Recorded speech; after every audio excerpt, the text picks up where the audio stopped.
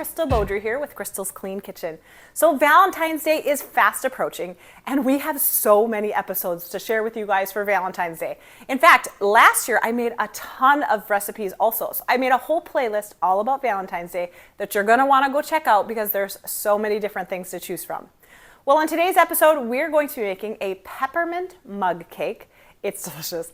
It has whipping cream on the top. It's drizzled with chocolate. It's gonna be good. Of course, it's low carb friendly and keto approved. You guys, thank you so much for watching. Do me a huge favor though and hit that like button. Here's all the ingredients that you're gonna need for your peppermint mug cake. Now to start with, we are going to be using 2 tablespoons of some coconut flour. Then we're gonna use 2 tablespoons of some sweetener. I'm choosing to use some allulose. You can use any kind of sweetener that you want though. Some monk fruit would be good in this also. 2 tablespoons of some heavy whipping cream. And then we're going to be using 1/4 teaspoon of some baking powder. Now this is the homemade baking powder that I made on my channel. Go look it up. It is grain-free, aluminum-free, and it's very, very easy to do. So I would suggest just making your own and keeping it like I did in a container. Now for the coloring, we are going to be using some velvet red beet, and it is just like a beet powder. I got it from Amazon.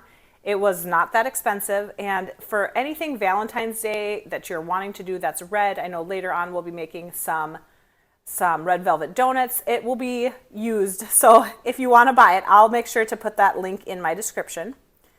And then we'll be needing 1 egg, 1 to 2 tablespoons of some butter, and then of course some peppermint extract. We'll be using, you know, it's really how much you like, how pepperminty you want it. So about 1/8 of a teaspoon to 1/4 of a teaspoon of that.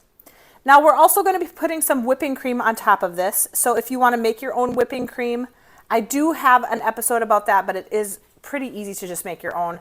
However much whipping cream you want, so maybe 1/4 of a cup, 1/2 a cup, whatever you want of the heavy whipping cream, and then just 1 to 2 tablespoons of some allulose.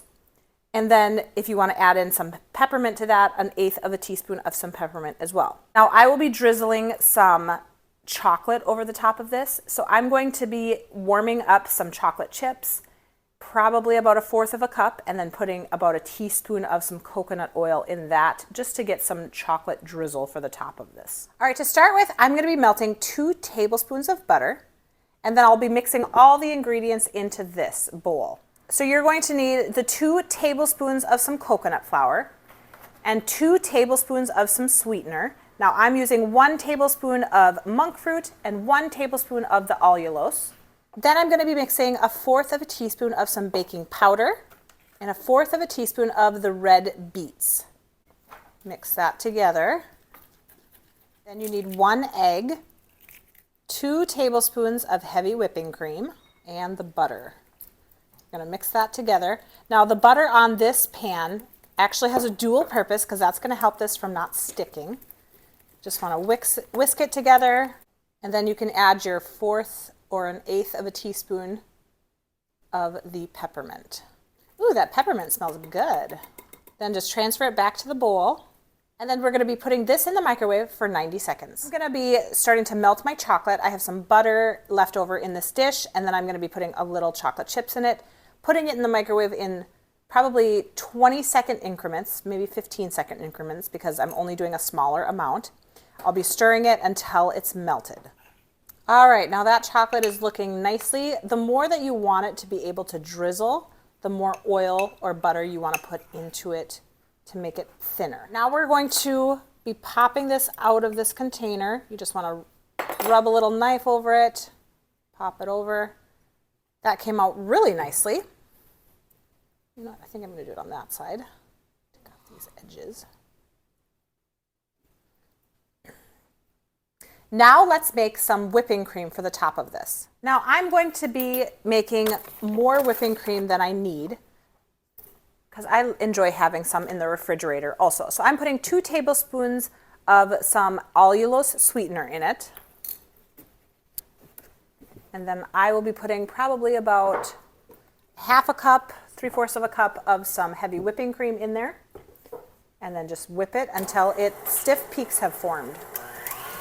All right, now that the stiff peaks are starting to form, I'm just gonna make sure that there's no sugar left on the bottom. There you go. You have some whipping cream to put on all your desserts. All right, let's assemble it. I'm just gonna put as much whipping cream on the top as you want. Drizzle some chocolate over the top.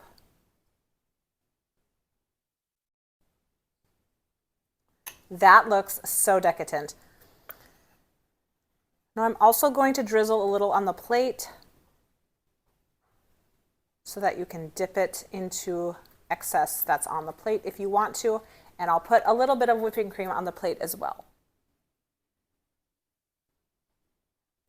All right, here you go. Now you could put some fruit on the top, strawberries or raspberries or something, whatever you prefer, or you could just leave it like this.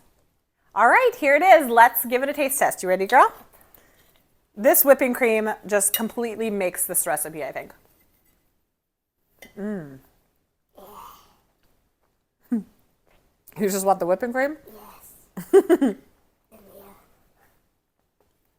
Okay, the peppermint is so good in this.